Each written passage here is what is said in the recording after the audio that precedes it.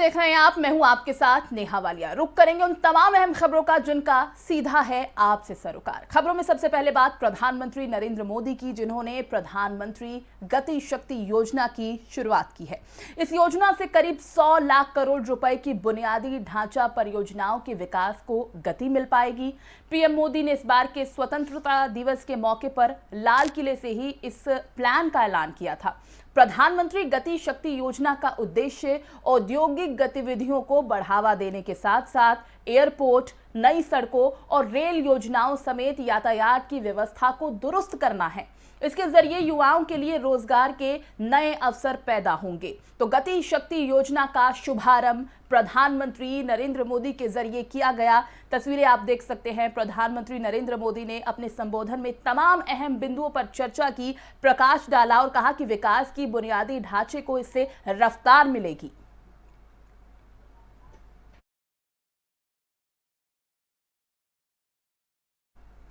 खबरों में बढ़ते हैं आगे। बात लखीमपुर में हुई हिंसा की, जिसे लेकर अब राहुल गांधी के नेतृत्व में कांग्रेस का एक प्रतिनिधिमंडल राष्ट्रपति रामनाथ कोविंद से मुलाकात करेगा। पार्टी के मुताबिक प्रतिनिधिमंडल 3 अक्टूबर को हुई हिंसा के तथ्यों पर राष्ट्रपति को एक ज्ञापन सौंपेगा। कांग्रेस ने 10 अक्टूबर को पार्टी के 60 सदस्यीय प्रतिनिधि मंडल के लिए राष्ट्रपति से मिलने का समय मांगा था और इसके बाद बीते दिन राष्ट्रपति की तरफ से इसकी मंजूरी भी दे दी गई है। प्रतिनिधि मंडल के 7 सदस्यों में राहुल गांधी के अलावा प्रियंका गांधी वाड्रा, AK एंटनी, मल्लिकार्जुन खड़गे, KC वेणुगोपाल, गुलाम नबी आजाद और अधीर रंजन चौधरी शामिल रहेंगे। कांग्रेस लगातार हिंसा को लेकर उत्तर प्रदेश सरकार पर हमला करती रही है और इस मुद्दे पर प्रधानमंत्री नरेंद्र मोदी की चुप्पी पर भी सवाल हमेशा से उठाए जाते रहे हैं। सरकार को हमेशा से घेरा जाता रहा है, विपक्ष हमेशा सरकार पर हमलावर रहा है, क्योंकि लखीमपुर हिंसा के बाद किसानों के साथ पार्टी हमेशा से खड़ी नजर आई है। प्रियंका गांधी की अगर बात कर ले तो उन्होंने कहा कि जिस तरह से जो पीड़ित परिवार हैं उन्हें अभी तक इंसाफ, उन्हें अभी तक न्याय नहीं मिल पाया है और हम चाहते हैं कि सरकार अगर इस तरफ ध्यान नहीं दे रही है तो उन्हें किस तरह से ध्यान दिलाया जाए ताकि उन्हें दिख पाए कि परिवार वाले कितनी पीड़ा में हैं। और इसी के चलते कांग्रेस की तरफ से राष्ट्रपति रामनाथ कोविंद से मुलाकात का समय मांगा गया। राष्ट्रपति से राहुल गांधी मिलेंगे, एक प्रतिनिधिमंडल जो पूरा है वो उनसे मुलाकात करेगा और इसी दौरान उनसे तमाम अहम बिंदुओं पर चर्चा की जाएगी।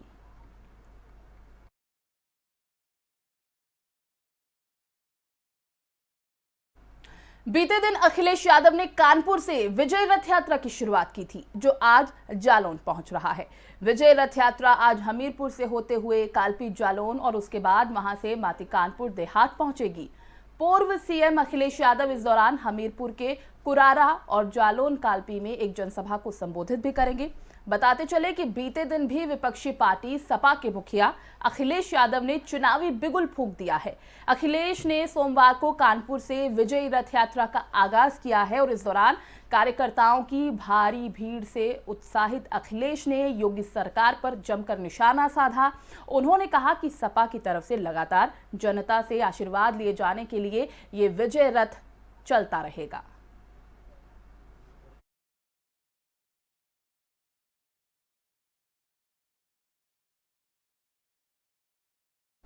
बीजेपी सांसद मनोज तिवारी दिल्ली में घायल होने के बाद भी वाराणसी के राजेंद्र प्रसाद घाट पर यूपी पर्यटन केंद्र के नवरात्रि उत्सव में शामिल होने पहुंचे, जहां उन्होंने मीडिया कर्मियों से बातचीत में ठीक होने की बात कही है और अखिलेश यादव, प्रियंका, राहुल गांधी और अरविंद केजरीवाल पर उन्होंने हमला बोला। वहीं मनोज तिवारी ने कांग्रेस पर हमला बोलते हुए कहा कि भारत के 5 वीर सपूत आतंकवादियों से लड़ते हुए शहीद हो जाते हैं, मगर किसी भी राजनीतिक दल को उनके बारे में 2 मिनट बात करने की फुर्सत नहीं है। इनका काम है लखीमपुर खीरी हिंसा के मामले को बीजेपी के खिलाफ मुद्दा बनाकर उत्तर प्रदेश की भोली भाली जनता को भड़काना। कांग्रेस समेत सभी विपक्षी 5 साल की कसर इसी मुद्दे पर पूरी करना चाहते हैं और इसी के साथ मनोज तिवारी ने कहा कि सीएम अरविंद केजरीवाल हमारे हिंदू धर्म के पर्व पर रोक लगा रहे हैं। उन्हें हिंदू धर्म के पर्वों से चिढ़ है। उनका विरोध मैं काशी से लौटने के बाद भी करूंगा। यूपी सरकार, गोवा, पंजाब, उत्तराखंड सरकार को भी सोचना चाहिए। मैं अपने कमिटमेंट का पक्का हूं, जिस कारण चोट लगने के बाद भी आप सभी के सामने मैं उपस्थित हूं। आप घायल भी हो गए हैं, क्या लगता है कि फिर आप जाएंगे तो उसको फिर एक मुद्दे की तरह उठाएंगे? देखिए, मैं बहुत तकलीफ़ में आज काशी आया हूँ। मेरे कान में बड़ी तेज़ चोट लगी है। आज हम लोगों ने छठ पूजा को जो दिल्ली में बैन किया गया, उसके खिलाफ सड़कों पे करीब 15,000 लोग सड़कों पे निकल गए। उसमें पानी का बौछार हो गया, वो मेरे ऊपर पड़ गया, मैं डिसबैलेंस होके गिर गया, लेकिन उसके बाद भी मैं अपने कमिटमेंट पे हूँ। बढ़ते हैं आगे बात केंद्रीय गृह मंत्री अमित शाह की, जिनकी अध्यक्षता में गोरखाओं की समस्याओं के समाधान के लिए मंगलवार को एक बैठक हुई। गृह मंत्रालय के कार्यालय में केंद्रीय गृह राज्य मंत्री नित्यानंद राय और गृह सचिव अजय भल्ला की मौजूदगी में ये बैठक शुरू हुई। इसमें कुछ जनप्रतिनिधि और बीजेपी के नेता शामिल थे। इसमें बीजेपी सांसद राजू बिस्ता, उत्तरी पश्चिम बंगाल के दार्जिलिंग सहयोगियों ने भाग लिया। ये बैठक महत्वपूर्ण है क्योंकि इसका मकसद भारतीय संघीय ढांचे के भीतर गोरखाओं के लिए एक अलग राज्य की 100 साल से चली आ रही मांग का स्थायी राजनीतिक समाधान खोजना है।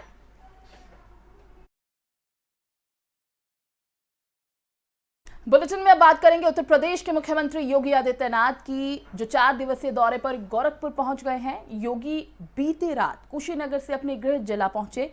योगी गोरखपुर में कई कार्यक्रमों में भी शामिल होंगे। सीएम योगी नवरात्र के मौके पर गोरखनाथ मंदिर में अष्टमी नवमी पर देवी दुर्गा का पूजन करेंगे। इसके अलावा विजयदशमी को विजय जुलूस की अगुवाई भी उनकी तरफ से होगी। मुख्यमंत्री महंत अवैधनाथ राजकीय महाविद्यालय और ब्रह्मलीन महंत अवैधनाथ की कांस्य प्रतिमा का लोकार्पण भी उनकी तरफ से किया जाएगा।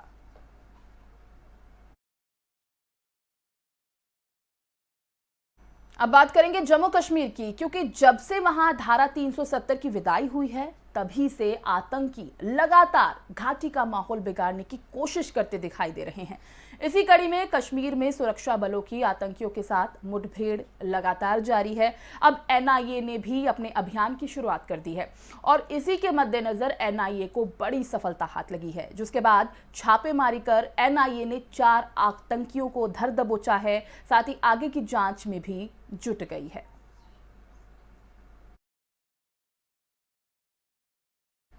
ग्रुप हाउसिंग और प्लाट के नाम पर प्रदेश भर से अरबों रुपए ठगकर फरार हुए साइंस सिटी के ग्रुप ऑफ कंपनीज के डायरेक्टर राशिद नसीम और उसके भाई आसिफ नसीम पर शासन ने 5-5 लाख रुपए का इनाम घोषित कर दिया है।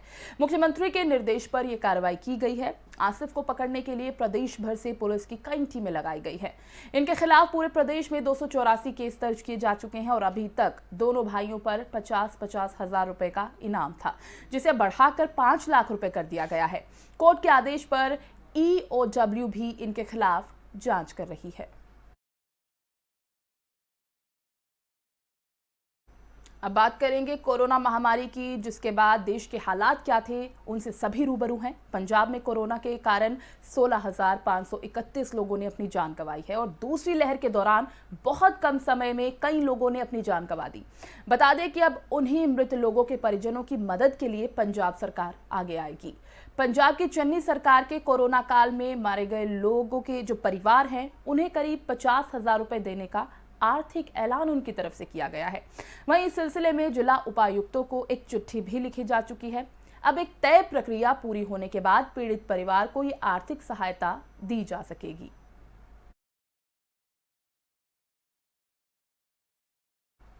खबरों में अब बात करेंगे नोएडा की, जहां पर पुलिस और बदमाशों के बीच मुठभेड़ हुई। मुठभेड़ में 2 बदमाशों के पैर में गोली लग गई है, जिन्हें इलाज के लिए जिला अस्पताल में भर्ती कराया गया है। जबकि मौके से फरार एक बदमाश को पुलिस ने कॉम्बिंग के दौरान गिरफ्तार कर लिया। बदमाशों के कब्जे से 3 अवैध तमंचे, कारतूस, 47,000 रुपए के साथ लूट में इस्तेमाल होने वाली 10 कार भी पुलिस ने बरामद की है। मामला फिलहाल थाना सेक्टर 39 का बताया गया।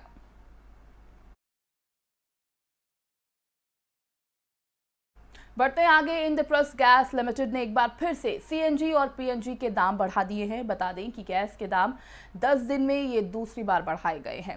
सीएनजी और पीएनजी 2 रुपए से ज्यादा महंगी हो गई है और वहीं राजधानी दिल्ली में आज से सीएनजी 49 रुपए 76 पैसे प्रति किलो और पीएनजी 35 रुपए 11 पैसे प्रति SCM की कीमत पर दी जाएगी। और वहीं नोएडा, ग्रेटर नोएडा और गाजियाबाद में सीएनजी 56 रुपए 2 पैसे प्रति किलो और गुरुग्राम में 58 रुपये 20 पैसे प्रति किलो के हिसाब से दी जाएगी।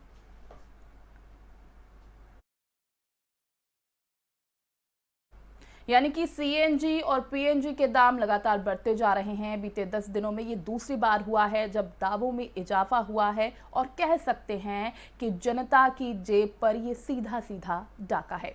इसी तरह की तमाम अहम खबरों के लिए आप देखते रहिए FM न्यूज़ और मुझे दीजिए इजाजत।